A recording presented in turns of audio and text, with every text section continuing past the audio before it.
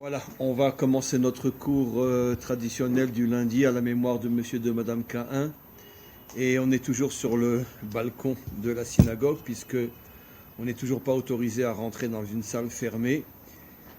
Pour tous les auditeurs qui verront le cours sur le site, la luminosité est un petit peu compliquée, donc on ne me voit pas très bien. Mais ce qui compte, c'est d'entendre plus que de voir. Et on est dans Parshat Chayei Sarah et on peut dire que, je vais revenir sur une notion dont on a déjà parlé aussi la semaine dernière, après on va avancer. Je vais vous donner de nombreux exemples pour vous montrer que cette paracha finalement elle parle d'un point essentiel, la destruction de l'ego. Un sujet dont je parle souvent ces derniers temps, mais dans cette paracha c'est un tsunami de lumière contre l'ego.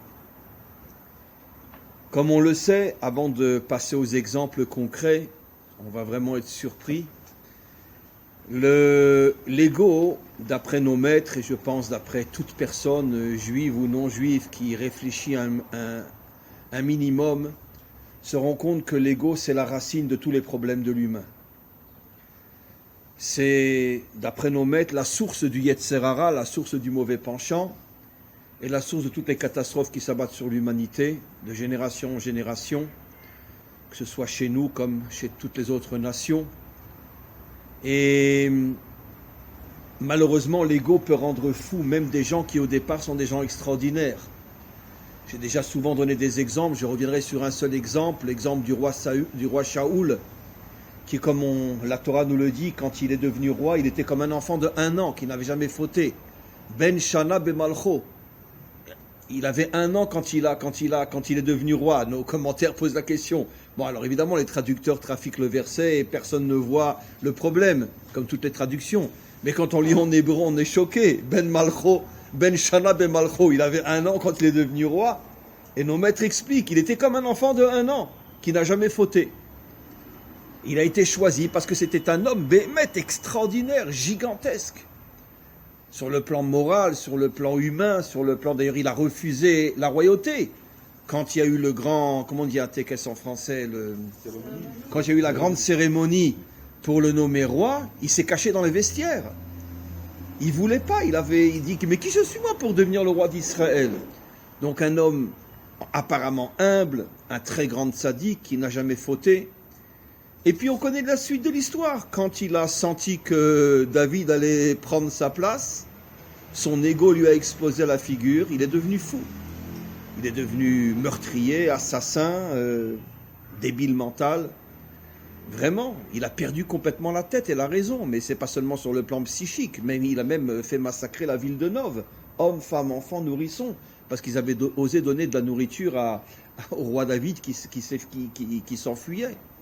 Et on voit clairement dans les versets que c'est ce sentiment qu'il a eu qu'il allait perdre son poste de roi, et moi, qui l'a rendu fou. Et pourtant, c'était un homme exceptionnel au départ. Hachem ne va pas choisir un mafionnaire pour devenir roi. À l'époque où c'est Hachem qui choisissait, bien évidemment. Aujourd'hui, c'est différent. Si tu n'es pas mafionnaire, tu ne peux pas devenir dirigeant. Mais il y a eu une époque, c'était Hachem qui décidait. Donc on voit que l'ego, c'est pas seulement comme on peut le croire chez les méchants, chez les réchaïm, non. L'ego, à partir du moment où il explose, il peut rendre fou, complètement fou. Parce que l'homme n'a pas cette humilité profonde que j'appellerais moi la émouna, de se dire, finalement, c'est Hachem qui décide. Hachem a voulu que je sois roi, maintenant il ne le veut plus, et c'est pas par hasard, parce qu'à 2 reprises, je parle de Shaoul, j'ai pas écouté ce que Hachem m'avait dit de faire, entre autres contre Amalek, je ne l'ai pas écouté. Et donc c'est normal qu'il me retire la royauté. Et donc on voit que ce qui manque le plus, en vérité, le médicament de l'ego, c'est la émouna. De se dire finalement, c'est Hachem qui décide ce que doit être ma vie. Mais comme on dit tous Be'ezrat Hachem, mais avec le bout des lèvres, mais pas avec le cœur et encore moins avec l'âme, quand on a un vrai problème, on oublie complètement le Be'ezrat Hachem, on oublie complètement que c'est Hachem qui dirige le monde et notre ego nous expose à la figure. Alors on va voir quelques exemples dans cette paracha absolument fabuleux. Le premier, j'en ai déjà parlé, mais il y en a d'autres. Le premier, c'est Eliezer. Comme on le sait, et on va apprendre aussi quelque chose d'absolument extraordinaire de ça. Eliezer est envoyé par Abraham pour aller donc chercher la femme de Yitzhak.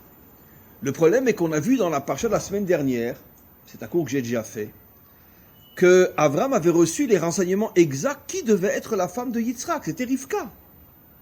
Il sait exactement quelle est la sœur de Lavan, il sait quel est son père, il sait où ils habitent, dans quel pays, dans quelle ville, il sait tout. Et quand il envoie Eliezer, il lui donne pas un renseignement. Il lui donne rien. Il dit, va chercher. Même il lui suggère que si tu ne trouves pas, tu iras voir chez Esav, tu iras voir chez Ishmaël. Mais donne-lui des renseignements, je ne comprends pas. Tu sais exactement, dis-lui le nom de celle qui est censée être l'épouse de ton fils. Dis-lui au moins qu'elle s'appelle Rivka. Dis-lui qu'elle habite dans quel pays, dans quelle ville. Quel est son frère, quel est son père. Abraham, c'est tout, il ne dit rien. Pourquoi ? Parce que Eliezer était un homme extraordinaire. Et non seulement c'est un homme extraordinaire, mais il avait aussi une fille extraordinaire, nous dit Rashi, qui était en âge de pouvoir être l'épouse de Yitzhak. Et lui, avant que Abraham rentre dans les détails, ça veut dire pas ta fille, et vous allez voir quelque chose d'absolument incroyable, tout de suite quand Abraham lui dit je veux que tu me cherches une épouse pour mon fils, tout de suite lui, Bet Mimout, avec innocence, il dit mais enfin Rav, Abraham, j'ai ma fille, elle a grandi sur tes genoux, elle avait grandi sur les genoux d'Abraham, elle a grandi dans la maison d'Abraham, puisqu'elle est née dans la maison d'Abraham. Et Abraham lui répond quelque chose de terrible. D'accord ? De là, on voit quand on dit qu'Abraham, c'est l'homme du chesed. Comme je l'ai expliqué, mais pas comme on le comprend, il lui dit non, toi tu es un Cananéen, tu es Harour, tu es maudit. Et mon fils, il est Barour, il est béni. Un béni ne va pas épouser un maudit. Non, il n'a pas dit ça méchamment, vous allez comprendre pourquoi il n'a pas dit ça méchamment. Au contraire, c'est pour le réveiller. Et c'est un Cananéen. Donc, depuis l'histoire de Noé, les Cananéens ont été maudits. Harour Knaan. Et moi, je suis béni. Comment tu veux que mon fils béni épouse une fille maudite ? Mais en vérité, Abraham, ce qu'il a l'intention de faire, c'est de tester, et en vérité de sauver Eliezer, de le sortir de la malédiction. Mais pour le sortir de la malédiction, il n'y a qu'une seule et unique possibilité, casser l'ego. Ça veut dire justement, il lui donne aucun renseignement, de manière à ce que Eliezer va avoir une épreuve terrible. Parce que Eliezer, il peut très bien après dire, écoute, j'ai cherché, j'ai pas trouvé, tu m'as donné aucun renseignement, et pourquoi pas ma fille ? Pendant toute cette période-là, où il recherche, sans le moindre renseignement, celle qui est censée épouser Yitzhak, il va à l'inconnu. Et chaque seconde, il a en tête sa fille. Et il ne cède pas. En vérité, il va aller jusqu'au bout. Il va trouver Rivka, d'une manière moitié sa volonté et moitié l'aide d'Hachem, comme on le sait. Il va trouver Rivka. Et finalement, il va la ramener. Et qu'est-ce que dit le verset quand Lavan, le frère de Rivka, le voit ? Il lui dit, Baruch Hachem, rentre dans ma maison. Tu es béni de Dieu, rentre dans ma maison. Et nos maîtres disent, par le fait qu'il a été jusqu'au bout et qu'il a cassé son ego, qu'il a cassé son intérêt, il est passé de maudit à béni. Au point que même Lavan, qui est loin d'être un sadique, voit en lui la bénédiction d'Hachem. Et il appelle Baruch Hachem, tu es béni d'Hachem. Donc tout ce que Abraham avait fait, c'était en vérité de lui casser son ego, de lui donner aucun renseignement, pour pouvoir justement l'amener à sortir de la malédiction et rentrer dans la bénédiction. De là, on a aussi deux enseignements. Le premier, celui que je viens de dire. La bracha de chacun d'entre nous dépend de notre capacité de casser notre ego. Plus un homme est accroché à son ego, plus il est en colère quand on le vexe, plus il a envie de se venger, plus il a envie de se battre contre tous ceux qui le dérangent, moins il aura de bénédiction. Plus un homme laisse tomber, il s'en fiche, il continue avec Hachem, dites de moi ce que vous dites, pensez ce que vous pensez, j'en ai strictement rien à faire, et plus il sera béni. Et c'est ce qui s'est passé avec Eliezer. Deuxième enseignement, ça j'en ai parlé la semaine dernière. Pourquoi précisément dans ce domaine où il va chercher la future épouse de Yitzhak, alors que ça fait des décennies qu'il est avec Abraham? Pourquoi c'est seulement maintenant qu'Abraham veut casser son ego? Pourquoi? Pour nous faire comprendre un enseignement extraordinaire. C'est que pour qu'un couple puisse vraiment se retrouver, il faut casser l'ego. Pour que les deux moitiés d'âme puissent se retrouver, j'en ai parlé la semaine dernière, mais là on le voit d'une manière fulgurante, il faut casser l'ego. Et pas seulement au niveau du couple, même au niveau de celui qui est censé trouver l'épouse du mari, il faut que lui-même il casse son ego, sinon il la trouvera jamais. De là, je vais dire quelque chose de très choquant, de très dur, mais c'est parce que c'est très dur que c'est très vrai. D'accord ? Rien n'est plus dangereux quand on cherche une fille pour notre fils ou quand on cherche un fils pour notre fille, d'aller voir un chatran ou une chatranite qui a fait de ça un métier qui prend de l'argent. Vous avez 9 chances sur 10 de ne pas tomber sur la bonne ou sur le bon. Parce que la Torah nous apprend ici que pour pouvoir trouver celle qui correspond à celui qui lui correspond, il faut pour ça que le chaliar, le messager, le fasse de la manière la plus désintéressée, au point de sacrifier sa propre fille qu'il voulait donner à Yitzhak pour aller chercher une autre femme, et sa fille ne sera jamais mariée avec Yitzhak. Alors sachez, d'accord, et dites-le à haute voix, que si vous cherchez pour vos petits-enfants ou vos enfants une fille ou un garçon, ne passez pas par quelqu'un qui demande de l'argent, parce que vous n'aurez sans doute aucune chance de trouver la bonne, ou le bon. Et ça, c'est ce qu'on nous apprend ici. Donc il faut que le messager, lui-même, il le fasse d'une manière désintéressée. Yitzhak, on sait qu'il avait déjà cassé son ego comment? Ben, le sacrifice Yitzhak. C'est pour ça que juste après son sacrifice, tout de suite après, on lui annonce la naissance de sa future femme Rivka, dans la parasha de la semaine dernière. Et Rivka, d'où on sait qu'elle a complètement cassé son ego? J'ai déjà dit 1000 fois. D'où on sait que c'est une anti-ego absolue? D'où on le sait? Eh bien, quand Eliezer arrive avec 10 chameaux, accompagnés de 10 costauds, de 10 guerriers, et qu'il lui demande, pour la tester, je voudrais un verre d'eau, et qu'elle répond, je vais nourrir, je vais abreuver tes 10 chameaux, trouvez-moi un cas dans le monde aujourd'hui de quelqu'un qui ferait une chose pareille. Impossible. Impossible. Vous savez combien boit un chameau? Vous savez ce que ça veut dire abreuver 10 chameaux? Et quand chaque chameau a son guerrier à côté de lui qui peut le faire à la place de Rivka, ça veut dire que Yitzhak avait cassé son ego, le sacrifice. Yitzhak, Rivka a cassé son ego, on lui demande un verre d'eau, elle abreuve 10 chameaux. Eliezer, celui qui est censé trouver celle qui correspond à celui qui est le fils de son maître, lui aussi a cassé complètement son ego. Il sacrifie son fils, il sacrifie sa fille. Et c'est comme ça que le premier vrai mariage juif secret, je dis mariage juif parce qu'au départ, Abraham et Sarah n'étaient pas encore eux-mêmes, on les appelle, c'est les premiers convertis de l'histoire. C'est pour ça que tout converti s'appelle Ben Abraham ou Ben Sarah, pour dire que les premiers qui se sont convertis, qui sont revenus au vrai Dieu, c'était Abraham et Sarah. Mais les premiers qui se sont mariés, les deux moitiés d'âme qui se sont mariés en tant que juifs, c'était Rivka et Yitzhak. C'est pour ça que toute la parasha ne parle que de ce mariage pratiquement. Donc, on voit comment on casse l'ego. Deuxième cassure d'ego dans cette paracha. Yitzhak, au moment où elle arrive, donc Rivka avec Eliezer, tenez-vous bien parce que vous allez tomber de la chaise, on nous dit que Yitzhak revenait de Be'er Lachai Roi. C'est le fameux endroit, ça veut dire le puits où Dieu s'est montré à moi. Qui avait appelé cet endroit-là le puits où Dieu s'est montré à moi? Agar. Quand elle avait été chassée avec son fils, Hachem lui avait ouvert les yeux, alors qu'ils étaient en train de mourir de soif dans le désert. Elle a vu un puits et elle a appelé cet endroit-là l'endroit où Dieu m'a montré, s'est montré à moi et m'a sauvé.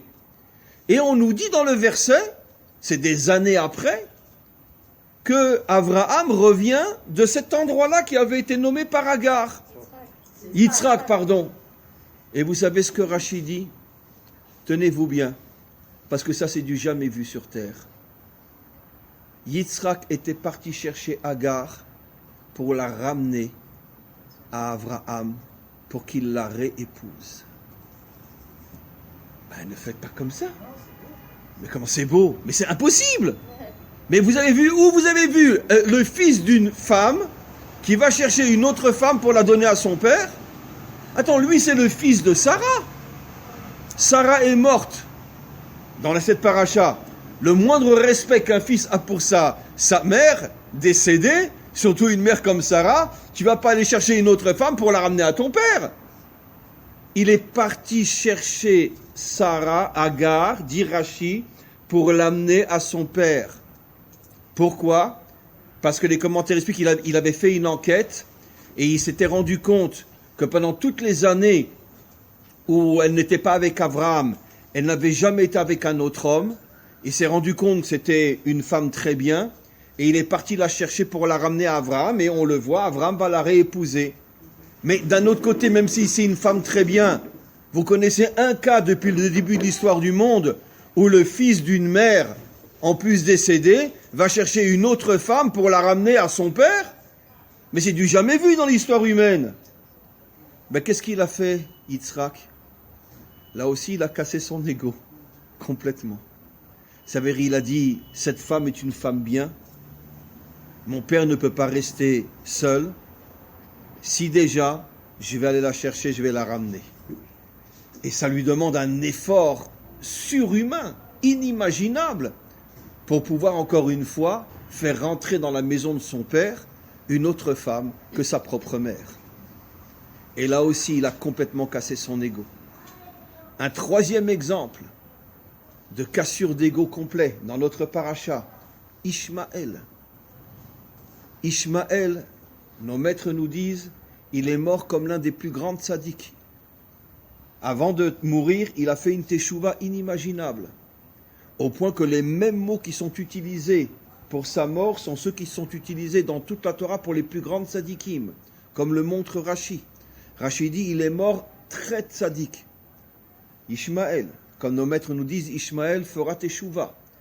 Et le modèle biblique, c'est le Ishmaël biblique, qui a fait déjà teshuva. Et où on voit qu'il a fait teshuva? Eh bien, quand ils sont venus, les deux frères, puisqu'ils ont le même père, pour enterrer Abraham, Ishmaël a dit à Yitzhak, bon ben, il s'est mis derrière. Et Ishmaël a dit à Yitzhak, non, passe devant. C'est toi le véritable héritier de mon père. Et il l'a fait passer devant, comme dit le verset, Yitzhak ve Ishmaël.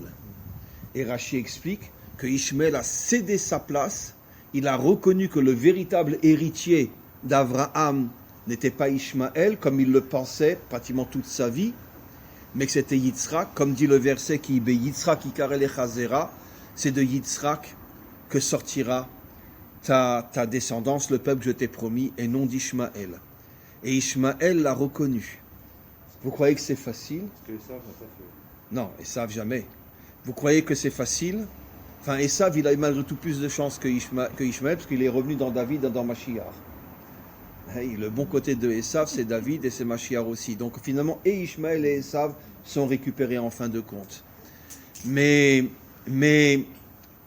essayez de comprendre, Ishmaël va laisser Yitzhak passer devant lui. Attends, Ishmaël a 13 ans de plus que Yitzhak. En plus, il est appelé Péré Adam. La vraie traduction, c'est un vrai guerrier. Péré dans le sens un guerrier. Il manipulait l'arc,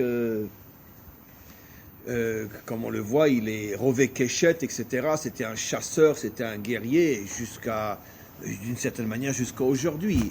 Ishmaël a toujours été un grand guerrier, jusqu'à aujourd'hui. Et donc, sur le plan physique, je parle. Bon, aujourd'hui, la technologie qui fait qu'on est plus fort, mais sur le plan purement physique, je peux vous garantir que s'il y a un combat physique entre un musulman et un juif aujourd'hui, c'est le musulman qui gagne. Ils sont beaucoup plus forts que nous sur le plan physique. Nous, on a la chance d'avoir une technologie qui est en avance de plusieurs générations sur eux, pour l'instant. Et heureusement, les guerres aujourd'hui sont au niveau de la technologie, pas au niveau du physique. Mais si on était encore comme il y a 500 ans où les soldats se battent surtout sur le plan physique, Le Ishmaël, sur le plan physique, est beaucoup plus fort que nous. Bon, c'est sûr qu'il y a des élites chez nous, il y a des commandos, des Yesser et Maka, etc. Mais je parle au niveau de l'armée en général. Bon, il ne faut pas exagérer. Regardez comment sont nos enfants aujourd'hui. Je veux dire, bon, ils sont moumous, quoi. Heureusement qu'on a des armes assez extraordinaires. Et tandis que Ishmaël, bon, c'est un travailleur, il est physique, il a des muscles, il est costaud, etc. Il est père et Adam, c'est un vrai guerrier sur le plan physique. Et donc, pour quelqu'un qui a 13 ans de plus que Yitzhak, qui est né le premier, qui en plus a été maltraité par la mère de Yitzhak, c'est elle qui les a mis dehors. C'est un guerrier, donc c'est-à-dire on pourrait dire tous les aspects au niveau de son ophi, comment on dit ophi, de sa personnalité. Tous les aspects de sa personnalité sont construits sur l'ego. Et Ishmaël fait teshuva et il reconnaît que Yitzhak doit passer devant lui. Vous voyez que cette paracha nous parle vraiment de choses incroyables. La teshuva en détruisant son ego de Eliezer, la destruction de l'ego dans un cas inimaginable, Yitzhak qui va chercher une autre femme que sa propre mère pour son père, Rivka qui, on lui demande un verre d'eau, elle donne à boire à 10 chameaux, et je pense Acharon Chaviv, à mon avis la plus grande brisure d'ego de la paracha, c'est la brisure d'ego de Ishmaël. Et c'est maintenant que je voudrais commencer le cours en reprenant des notions dont j'ai parlé un petit peu hier déjà, mais que je voudrais approfondir un peu plus. Ishmaël fait teshuva. Et nos maîtres nous disent, Ishmaël fera teshuva. Ça veut dire que finalement, je vais vous annoncer quelque chose d'assez incroyable vu la situation d'aujourd'hui, mais on ne va pas se battre contre Ishmaël. Eux le souhaitent peut-être, pas tous, mais on ne va pas se battre véritablement contre Ishmaël. Au moment de la délivrance finale, Ishmaël reconnaîtra le rôle d'Israël, reconnaîtra que cette terre est à nous, et c'est lui-même qui partira, sans qu'on ait besoin de faire de guerre. La Torah nous l'a annoncé, la Torah ne peut pas se tromper. Ishmaël a-t-il l'arzor beteshuva. Ishmaël fera teshuva. Et donc, moi personnellement, ça ne me choque pas, et ça ne m'étonne pas. Parce que, bon, c'est très difficile à dire parce qu'aujourd'hui on vit dans un monde et on vit dans une époque où les choses sont tellement voilées, sont tellement falsifiées, comme je vais l'expliquer, qu'aujourd'hui c'est très difficile.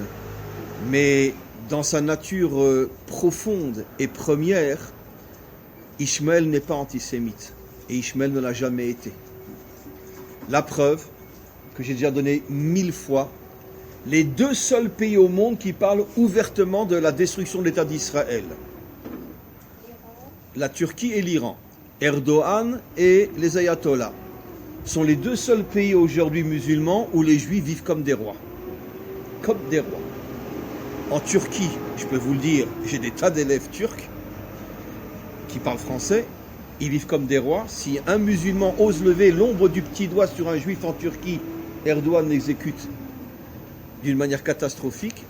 Erdogan protège énormément, en tout cas jusqu'à aujourd'hui, les juifs de Turc.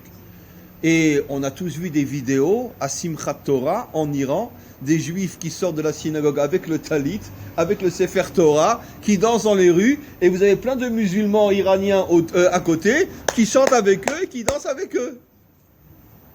Je ne comprends pas, mais ils parlent de la destruction de l'État d'Israël. Alors, je ne comprends pas. Ça devrait être les premiers qui auraient dû massacrer tous les juifs qui étaient chez eux. Donc il y a des contradictions inimaginables. Heureux comme un juif marocain. Heureux comme un juif tunisien. On ne peut pas dire heureux comme un juif algérien, mais pas à cause des Algériens. Parce que les Français ont conquis l'Algérie, et une fois que les Français sont arrivés en Algérie, à ce moment-là, c'était plus tellement bien pour les juifs algériens. Mais là où les Français ne sont pas arrivés, au Maroc et en Tunisie, heureux comme un juif marocain, heureux comme un juif tunisien. D'accord ? Alors, les choses ont changé dans le monde maintenant à cause de la reconstruction de l'État d'Israël, où il y a le problème politique aussi. Mais la relation entre musulmans et juifs, il y a eu sans doute quelques exceptions pour Vécham. Mais d'ailleurs, non, même pas, je dis des bêtises. Il y a eu quelques pogroms en Irak, mais c'était après le retour des juifs sur leur terre. Et c'était en vérité des pogroms politiques. pas antisémite, politique. Pas antisémite. Les musulmans n'ont jamais vraiment attaqué les juifs en tant que juifs. Donc il y a dans le fond, aussi incompréhensible que ce soit, dans le fond, dans le subconscient de l'islam, il n'y a pas de haine contre les juifs. Il y a une haine politique aujourd'hui, mais pas une haine spirituelle. Et encore une fois, regardez ce qui se passe en Turquie et en Iran et vous verrez que je ne me trompe pas. Vous savez qu'à Istanbul, il y a un chaliah Chabad qui se promène avec son chapeau, etc., dans les rues d'Istanbul. Et on ne peut même pas imaginer que quelqu'un va lever l'ombre du petit doigt sur lui. Oui. Mon neveu a passé plusieurs années de sa vie à écrire un traité de Talmud Torah pour les petits juifs de Turquie. Il allait 2-3 fois par an à Istanbul pour le mettre au point. C'était son gagne-pain pendant plusieurs années. Oui, absolument. Et c'est tout à fait... il n'y a aucun problème de se promener avec une kippa sur la tête à Istanbul ou même avec un chapeau, etc. Aucun problème. Mais par contre, Erdogan veut la destruction de l'État d'Israël. Ça veut dire que l'islam se bat contre nous sur le plan politique, mais pas sur le plan spirituel. Et c'est pour ça que ça sera plus facile de faire la paix avec eux qu'avec l'Occident, parce que l'aspect politique est plus facile à résoudre que l'aspect spirituel. Maintenant, je commence véritablement le cours avec la demi-heure qui nous reste. On a un problème absolument incroyable avec Ishmaël dans notre paracha. C'est qu'on voit que, je pense que de tous les personnages que j'ai cités, c'est lui qui a fait la plus grande teshuva, parce que pour Ishmaël, casser son ego, c'est plus difficile que tous ceux que j'ai cités avant lui. Et pourtant, le dernier verset de la paracha nous dit, les 3 derniers mots, que Ishmaël tombera devant tous ses frères. Et les commentaires expliquent, le Balatourim, Nafal al-Pene kol echav. Il tombe devant tous ses frères. Pourquoi il tombe?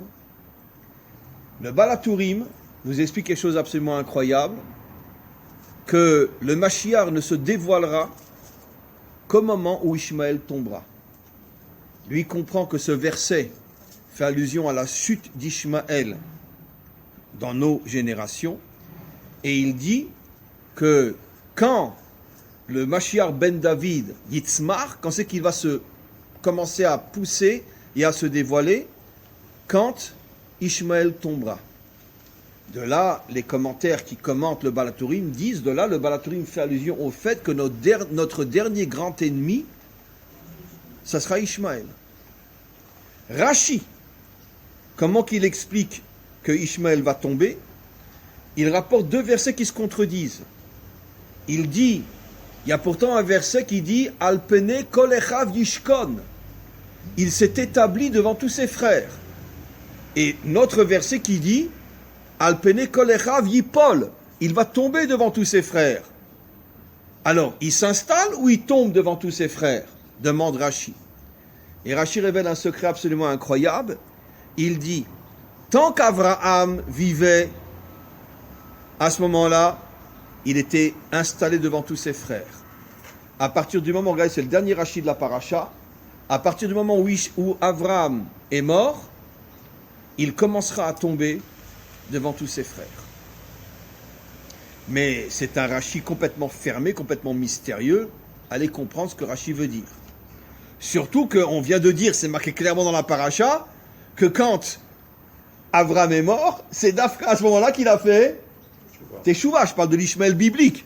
Alors comment Rashi ose nous dire que quand Abraham va mourir, il va commencer à tomber, alors que la Torah dit tout le contraire?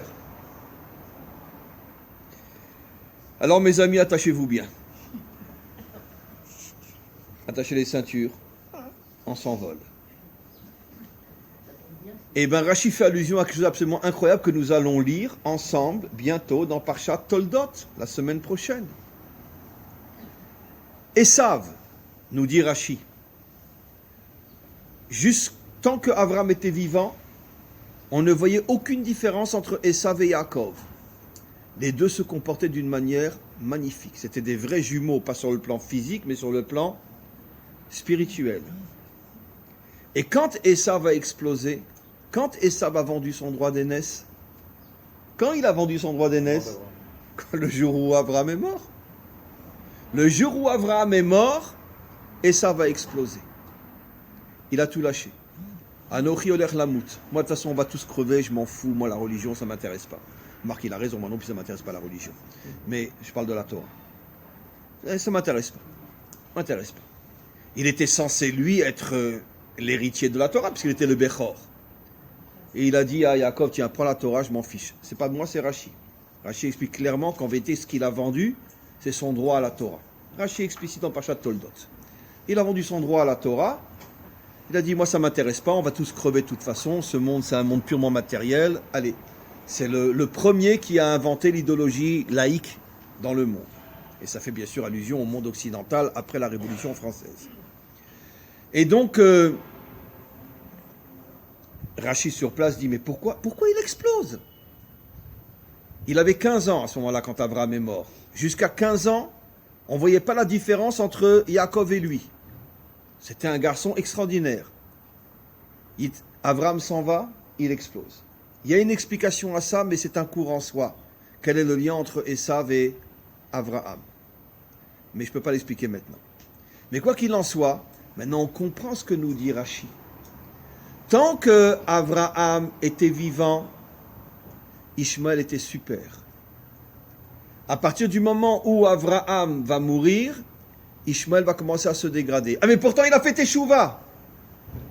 La Torah le dit clairement. Qui c'est qui va faire tomber Ishmaël? Esav. C'est Esav qui va faire tomber Ishmaël. Lui il a fait Teshuvah. Mais le problème c'est que Esav va arriver petit à petit à le faire tomber. Et d'où on le voit le remès comme quoi Esav fait tout pour faire tomber Ishmaël et le retourner contre Israël. Il épouse la fille de Ishmaël. À la fin de Parashat Toldot, qu'est-ce que fait Esav? Il épouse la fille de Ishmaël. Voilà. Bien qu'en France c'est tout le contraire. D'accord?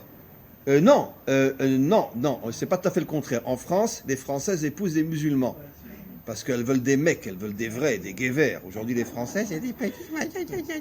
Très bien. Donc, elles ont besoin de mecs, donc elles épousent des musulmans. Mais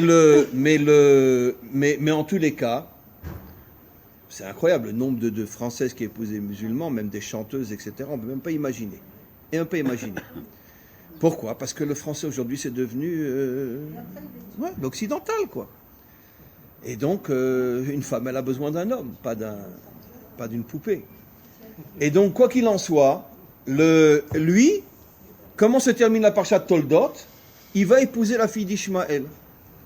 Mais qu'est-ce que nous dit la Torah? Il épouse la fille d'Ishmaël. Comment qu'elle s'appelle, la fille d'Ishmaël? Machalat. Machalat.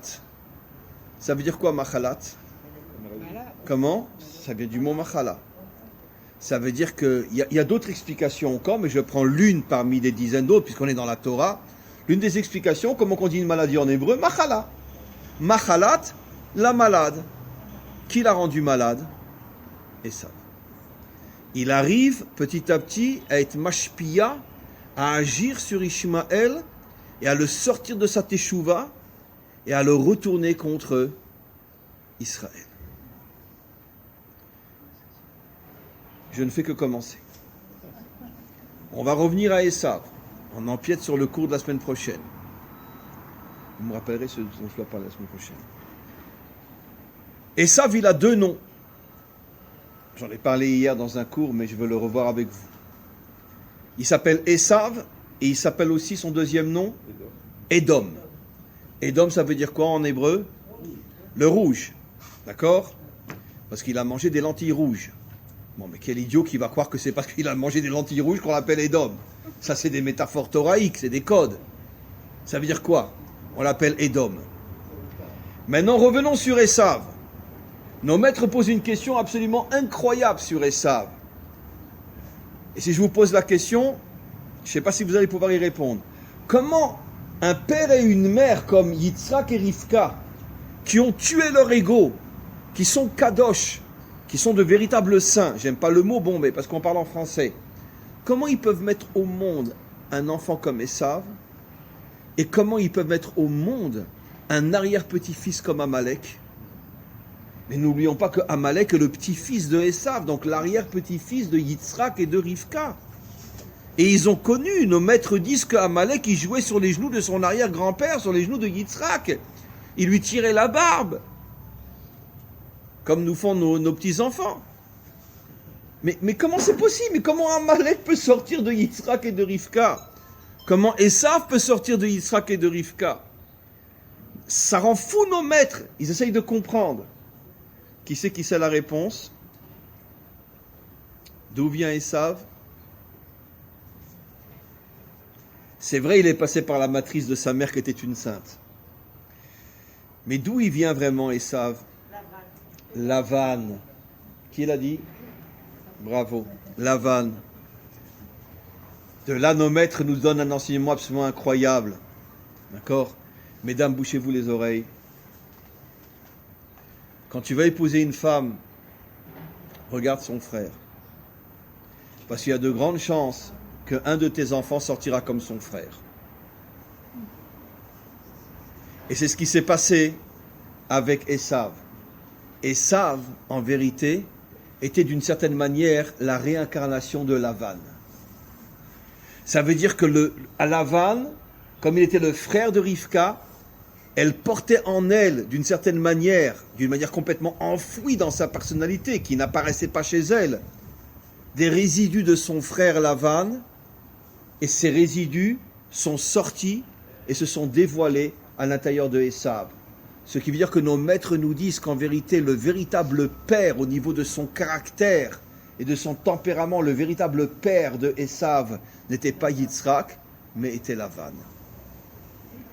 Lavan, de cette manière, s'est réincarné dans... Maintenant, vous comprenez pourquoi il va sortir aussi Amalek? Qu'est-ce qu'on dit le soir de la Haggadah, le soir de Pessah? Lavan, Bikesh, la Akor et Akol. Il a voulu tout détruire. La racine d'Israël, Yaakov et sa famille. Et vous savez, qu'est-ce que disent nos maîtres? Quand Amalek a grandi, il a quitté la terre de Canaan et il est parti chez son grand-oncle, Lavan, pour qu'il l'éduque et il le construise. Et Lavan lui a transmis toute la haine d'Israël et en a fait Amalek. Voilà ce que disent nos maîtres.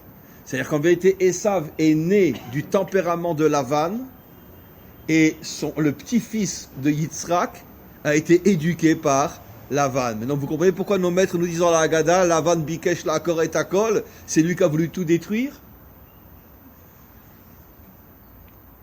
Attachez la deuxième ceinture. Parce que ça va être très dur ce que je vais dire. Lavan et Édom, le blanc et le rouge. La maison blanche et la place rouge. Non, c'est incroyable. C'est à pleurer, mes amis. Quand nos maîtres nous ont dit il y a des millénaires, Istakel beoraita ou bara alma, tu veux comprendre l'histoire? Recherche les secrets profonds qui sont cachés dans la Torah. Comme par hasard, les deux puissances du monde occidental, la Russie et l'Amérique, les deux grandes puissances.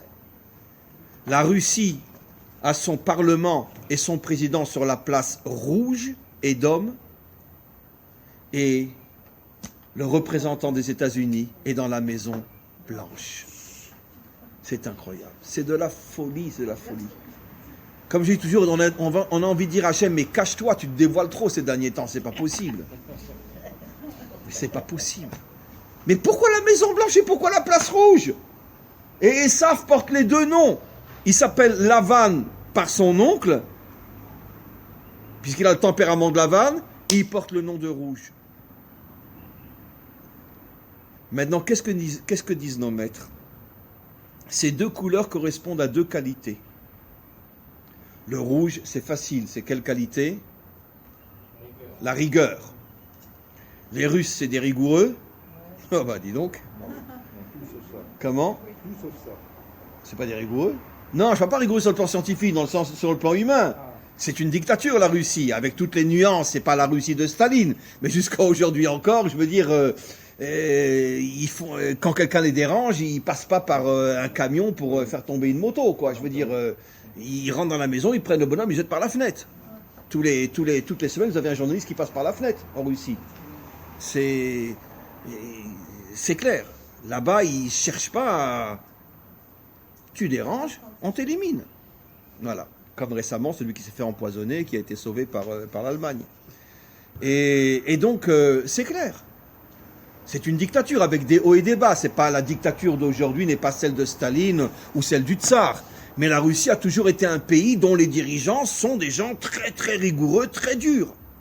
C'est pour ça qu'ils ont construit leur parlement, le Kremlin, sur la place rouge. D'accord.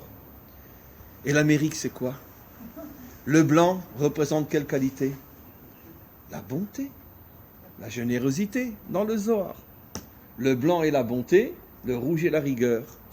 La Maison Blanche, la statue de la liberté, la démocratie, le libéralisme, le pluralisme, l'ouverture. D'accord? Donc le blanc représente la bonté, le rouge représente la rigueur. On n'a pas fini. Après, je vais vous dire sur la troisième ceinture. Parce que cette paracha révèle des secrets à tomber par terre. Pour l'instant, on est dans la deuxième ceinture. Maintenant, quand je parle de la bonté de la Maison Blanche, ou quand je parle de la dureté de la place rouge, Esav et Édom, bien sûr, il ne s'agit pas de la vraie bonté, et il ne s'agit pas de la bonne rigueur. Parce que, évidemment, comme nous l'enseignent nos maîtres, comme vous l'avez déjà entendu des milliers de fois, chaque qualité, bonne et authentique, a une qualité qui lui correspond, mais qui est une qualité falsifiée, comme un tableau et sa falsification, comme un dollar ou un euro et sa falsification, les faux billets. Très bien. À nos yeux, on ne voit pas la différence. Il faut un spécialiste pour voir la différence. Quelle est la différence entre la vraie bonté et la fausse bonté? Je l'ai déjà expliqué des milliers de fois. La vraie bonté, elle est intérieure. La fausse bonté, c'est une vitrine. Ça veut dire on te fait croire la statue de la liberté, le libéralisme, la démocratie, l'ouverture, la liberté d'expression. D'accord? La vitrine est très très belle. Mais surtout, ne rentre pas dans le magasin. Parce que dans le magasin, là, mieux vaut que tu ne rentres pas. C'est quoi la démocratie? C'est une superbe vitrine qui arrive à séduire le monde entier, mais surtout, reste du côté de la vitrine, ne rentre pas à l'intérieur, parce que tu vas être tellement choqué, tellement déçu quand tu vas te rendre compte de ce qui se passe, caché des yeux, des peuples, des nations, des citoyens, que tu vas en faire une crise cardiaque. Au moins, l'avantage de la rigueur, c'est que la rigueur ne se cache pas. La rigueur, elle est franche. Tu me déranges, je t'élimine. C'est très grave, c'est un crime. Mais elle ne joue pas la comédie, la rigueur. Tu me déranges, je t'élimine. Mais la démocratie, elle élimine autant de gens que dans le monde de la rigueur. Mais elle cache tout. On ne voit rien. On ne sait pas qui, quoi, qu'est-ce. Tout est caché. Et donc, les deux grandes puissances du monde occidental, la Russie et l'Amérique. D'ailleurs, qu'ils ont toujours en friction, plus ou moins, avec des hauts et des bas, des plus ou des moins. Il y a eu la guerre froide, il y a eu ci, il y a eu ça, on a failli une guerre atomique à l'époque de la guerre froide, etc. Et c'est sûr que ce sont deux qualités qui sont très différentes, donc deux visions, deux idéologies très différentes, donc c'est très dur de les mettre ensemble. Mais par contre, pourquoi alors Esav est appelé Édom? Si nous on sait dans notre histoire qu'en vérité la Maison Blanche et la Place Rouge n'arrivent pas à s'entendre et n'arrivent pas à s'unir, attachez la troisième ceinture. Parce que nos maîtres nous apprennent que la guerre de Gog, c'est l'union entre le blanc et le rouge contre Israël. C'est pour ça que Esav ou Édom, il s'est dit plusieurs fois Esav ou Édom.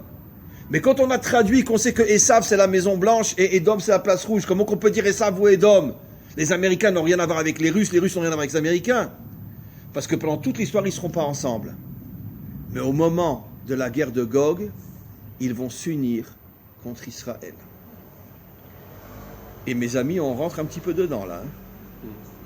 Parce qu'au même moment où on nous a annoncé, il y a 2 jours, que l'un avait remplacé l'autre du côté de la Maison Blanche, on nous a annoncé que Poutine allait quitter le gouvernement. Ils ont démenti. Je sais, ils ont démenti, mais on ne sait pas encore, on verra. Je sais, on me l'a dit aussi qu'ils ont démenti, mais je ne pense pas que tous les journaux du monde, et surtout pas les journaux israéliens, auraient annoncé une chose pareille s'ils n'avaient pas fait leur propre vérification. Ils peuvent démentir, parce que peut-être qu'ils essayent de le sauver, de lui rallonger peut-être encore quelques mois. Mais à mon avis, l'information est juste. Et même s'il ne part pas au mois de décembre, à mon avis, l'information est juste. Il y a des Américains qui disent que Trump peut encore gagner parce qu'il a mis des procès dans les États. C'est possible encore que peut-être va y avoir un retournement. Mais en tous les cas, même s'il y a un retournement, de toute façon, tôt ou tard, les démocrates reviendront véritablement au pouvoir. C'est 4 ans. Oui, donc ce n'est que 4 ans. Donc de toute façon, c'est une préfiguration de toute façon de ce qu'on va vivre. Et donc, au niveau de l'histoire présente, c'est quand même incroyable que le jour où on nous annonce le changement à la Maison-Blanche, on nous annonce que Poutine s'en va. Or, Poutine, plus pro-israélien que lui, il n'y a pas sur Terre. Je pense lui et Trump, c'était le même niveau. Je n'ai pas dit que c'est un homme remarquable, un homme extraordinaire, parce que dans son pays, et l'Ukraine, et les Tchétchènes, et bon. Mais en tout cas, par rapport à Israël, vous savez tous pourquoi il était tellement pro-israélien. Pourquoi il était pro-israélien? Vous ne connaissez pas l'histoire? Non, mais parce qu'il a été éduqué par des juifs. Ses parents l'ont abandonné quand il était jeune. Et il s'est retrouvé tout seul. Et il a été pris en charge par une famille juive qui l'a vraiment éduqué, qui en a fait ce qu'il a aujourd'hui. Des juifs complètement assimilés, qui n'avaient rien de Torah, ils ne mangeaient pas kasher ni rien. Mais juifs quand même. Et ils ont été tellement bons avec lui que lui-même l'a dit. Qu'il a eu une reconnaissance pour les juifs. Et il est venu la voir. Il lui a payé un appartement. Oui, très très bien. Et la femme qui s'est occupée d'elle a fait son alia. Et Poutine, avec son agent personnel, lui a acheté un appartement à Tel Aviv. Et pas un petit appartement. Et donc c'est ce qui a fait que d'une certaine manière, à l'égard d'Israël, je veux dire, il faut quand même pas oublier que c'est lui qui nous a laissé bombarder en Syrie toutes les bases iraniennes. Alors que c'est lui qui domine la Syrie. Donc c'est clair qu'il était hyper pro-israélien. On a eu la chance d'avoir en même temps Trump à la Maison-Blanche et Poutine sur la place rouge. Et puis au moment où l'un s'en va, l'autre s'en va. Comme pour nous dire, bon, on vous a donné 4 ans tranquille, mais maintenant préparez-vous à la guerre de Gog.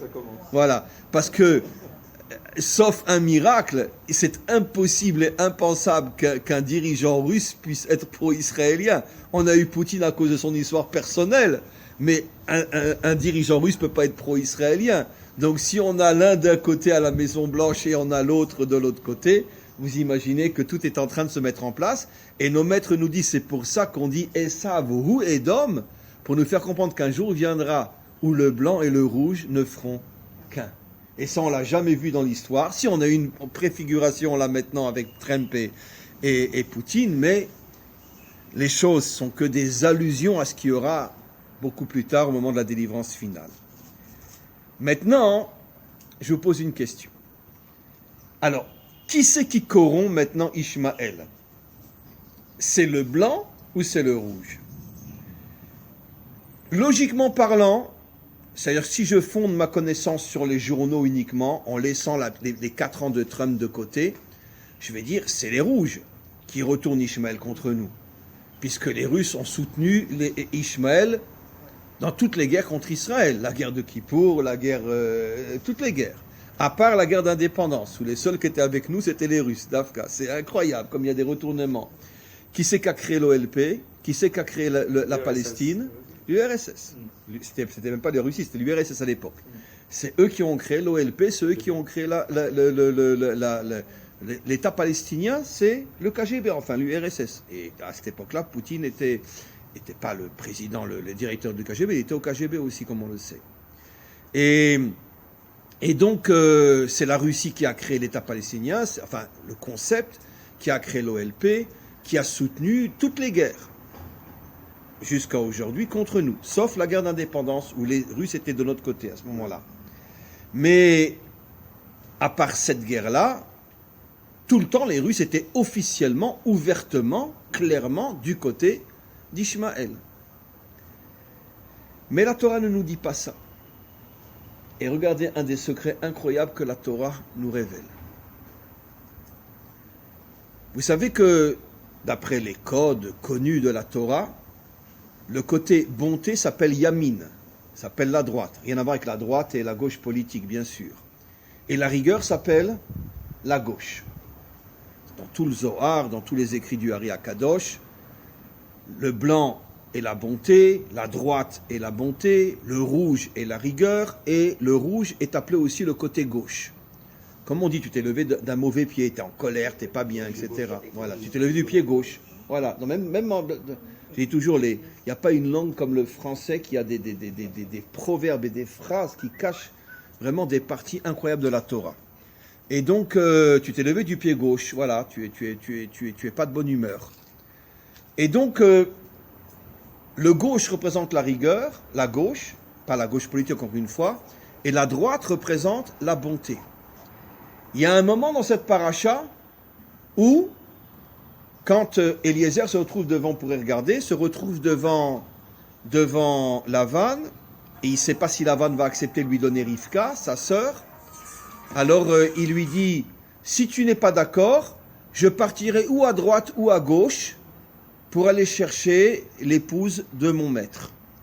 Ou à droite ou à gauche. Quoi, ou à droite ou à gauche? Je partirai ailleurs, droite ou à gauche.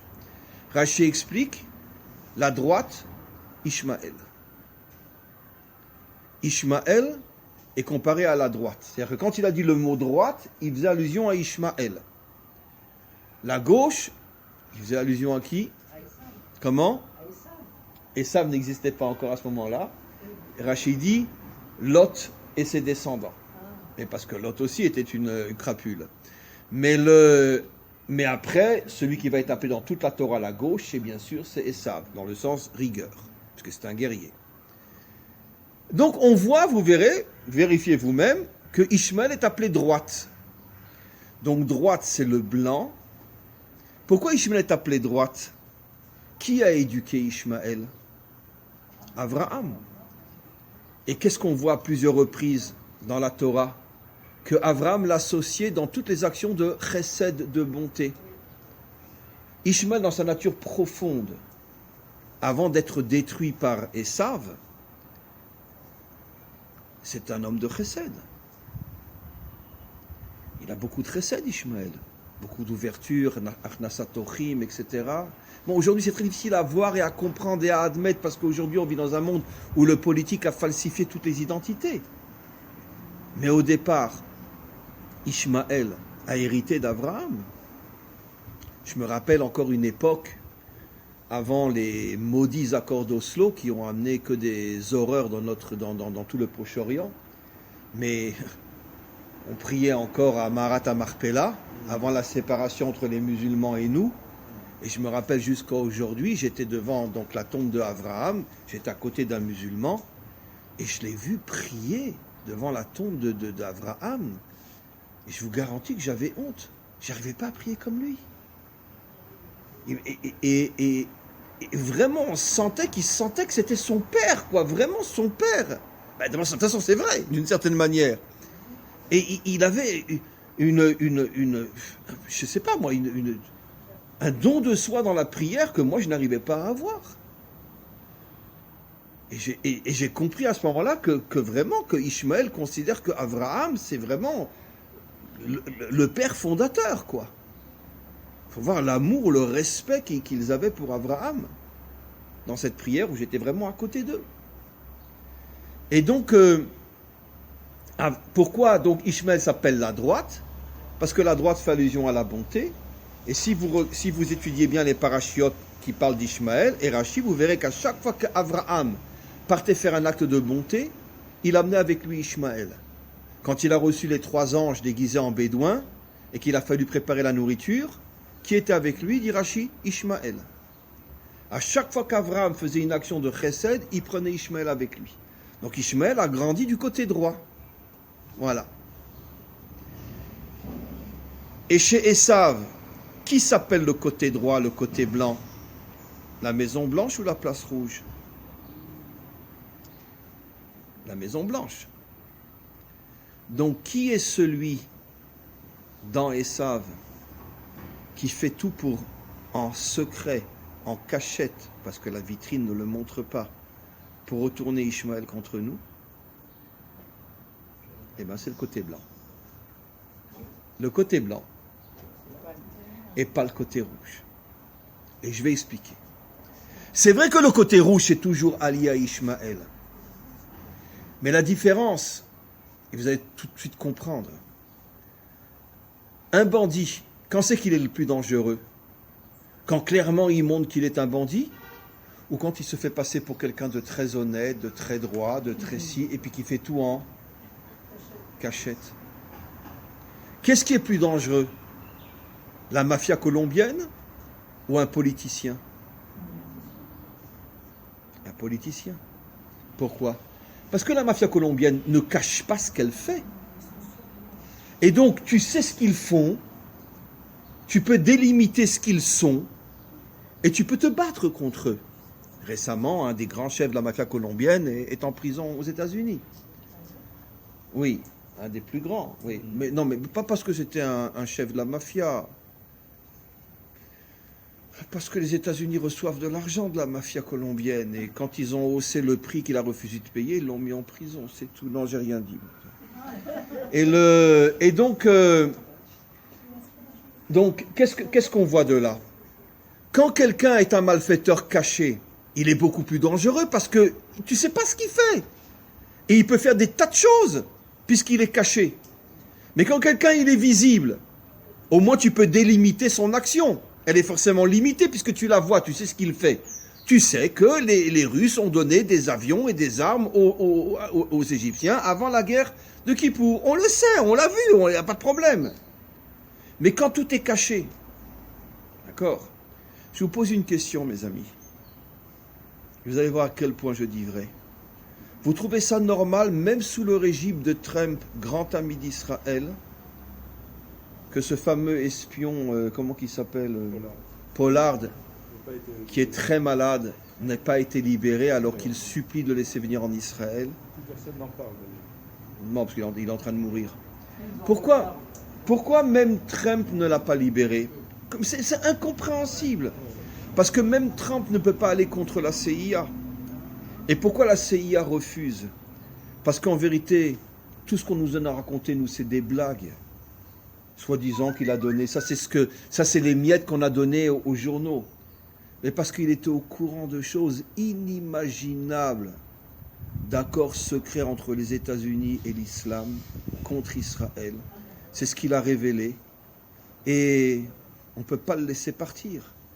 Parce qu'on a trop peur qu'il révèle véritablement ce qui est caché dans les plus grands secrets de la Maison Blanche. C'est dur ce que je dis, hein. Bon, c'est pas grave. Vous avez le droit de ne pas accepter. Mais ce que je veux vous faire comprendre, mes amis, c'est qu'un jour on se rendra compte que finalement, quel est l'aspect de Esav qui fait tout dans le plus grand secret que personne ne puisse même imaginer pour retourner Ishmaël contre nous? Eh bien, c'est pas Édom, c'est Lavan. C'est pas la place rouge, c'est la Maison Blanche. C'est dur à admettre, c'est dur à accepter, mais vous verrez un jour que j'ai raison. On dit que l'Amérique, c'est le meilleur ami d'Israël. Oui, c'est vrai sur énormément d'aspects. Le problème, c'est que ce ne sont pas les dirigeants qui dirigent l'Amérique, comme ce n'est pas Macron qui dirige la France, et excusez-moi, ce n'est pas Bibi qui dirige Israël. Le problème, c'est que les véritables puissances qui dirigent les nations sont cachées. Ce sont des puissances financières, politiques, cachées, qui, elles, mettent au pouvoir ce que eux ont décidé pour pouvoir les utiliser et diriger le monde d'une manière cachée en se servant des dirigeants visibles qui ne sont que des poupées entre leurs mains. Et ça, tout le monde le sait aujourd'hui. Tout celui qui étudie réellement les choses sait qu'en vérité, les dirigeants visibles ne sont pas les vrais dirigeants. Ils sont dirigeants, mais ce n'est pas les vrais dirigeants. Ils ont derrière eux des forces cachées qui, eux, sont les vrais dirigeants du monde. Et donc, quand je dis que, évidemment, je dois préciser, c'est très important, que la Maison-Blanche est plus impliquée dans le retournement d'Ishmaël contre nous que la place rouge, je ne fais pas forcément allusion à tel ou tel président. Bien que aujourd'hui on sait tous que Carter et Clinton, c'était de sacrés amis d'Israël, mais de grands amis d'Israël. Aujourd'hui on le sait, surtout Carter. On le sait aujourd'hui, mais on n'en parle pas, on n'ose pas le dire, mais aujourd'hui tout le monde le sait. Que tout son plan de paix était pour pouvoir affaiblir Israël, on le sait aujourd'hui. Je ne dirais pas la même chose de Trump. Il y a des moments où il y a des afsakotes dans ce travail mondial. Mais la Torah nous révèle dans cette paracha qu'en vérité, c'est le côté blanc de Esav qui essaye de corrompre Ishmaël, qui lui-même s'appelle le blanc ou s'appelle Yamin, le côté droit qui est le côté de Chesed. Je vous signale juste une chose, et j'en dirai pas plus parce que si je vous dis tout ce que je sais, j'ai peur de devenir fou, de vous rendre fou. Mais quand le Congrès juif, pendant la Shoah, a supplié les forces américaines de bombarder les rails qui menaient à Auschwitz, le gouvernement américain a refusé. C'est une histoire qui est censurée, qu'on ne veut pas trop savoir, etc. D'accord? Mais il faut essayer de comprendre ce qui s'est passé. Comment c'est possible que les Américains refusent de bombarder? On ne leur demande pas de tirer sur les Allemands, de bombarder les rails uniquement. De bombarder les rails. Ils ont refusé. C'était les seuls qui pouvaient le faire. Et ils ont refusé. C'est Roosevelt qui a refusé. Et les Juifs américains, depuis cette époque, ont une dévotion pour Roosevelt et sont devenus démocrates jusqu'à ce jour. Il a refusé, et malgré tout, ils sont devenus démocrates. Mais les Juifs américains avaient une dévotion totale pour Roosevelt. Oui, parce qu'il a fait de grandes choses aussi à côté. Ils sont devenus démocrates et votent démocrates. Mais un jour viendra où, je vais terminer le cours, où on se rendra compte que Hitler n'était pas tout seul pendant la Shoah. Il avait derrière lui de grandes puissances cachées qui l'aidaient. Il y avait un projet, il y avait quelque chose qui n'a pas abouti grâce à Dieu, mais le jour viendra où on comprendra que notre monde est une véritable vitrine et que toutes les forces maléfiques de ce monde sont plus du côté caché que du côté visible. Et le jour où on comprendra ça, je pense qu'on aura un tel choc, un tel coup, qu'on se rendra compte à quel point la Torah, quand elle nous dit « N'allez pas d'après vos yeux »,« L'ototuru acharei inechem », ne suivez pas vos yeux, on comprendra à quel point c'était vrai. Et pourtant, les musulmans, Ben Laden, il n'a pas cassé la monnaie? Ben Laden était un agent de la CIA, au départ. Tout le monde le sait aujourd'hui, mais ça, ils l'ont dit clairement eux-mêmes. Un agent de la CIA, après il s'est retourné contre la CIA, et c'est pour ça qu'après,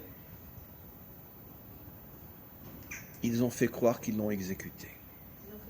Ils ont fait croire qu'ils l'ont exécuté. Oui, parce que personne n'a aucune preuve. Aucune preuve qu'ils l'ont exécuté. Ils lui ont tout simplement changé son visage et il est quelque part aujourd'hui dans le monde. Aujourd'hui, avec l'esthétique, on change le visage de quelqu'un, il est méconnaissable, mais il n'a pas été exécuté. Mais comme malgré tout, il s'était retourné contre la CIA, donc ils ont décidé... Comment? Comment il s'appelle? Obama, c'est du temps de Obama. Oui, c'est vrai qu'Obama va exécuter Ben Laden. C'est ça, c'est pour ça que j'ai... Et donc, c'était une histoire pour lui donner du crédit uniquement, mais Ben Laden n'a pas été exécuté. Voilà, on va s'arrêter là pour aujourd'hui. Et ce cours sera sur le site bientôt. Et c'est un cours à réentendre, à revoir, parce que vraiment, c'est un cours très très fort. À bientôt mes amis.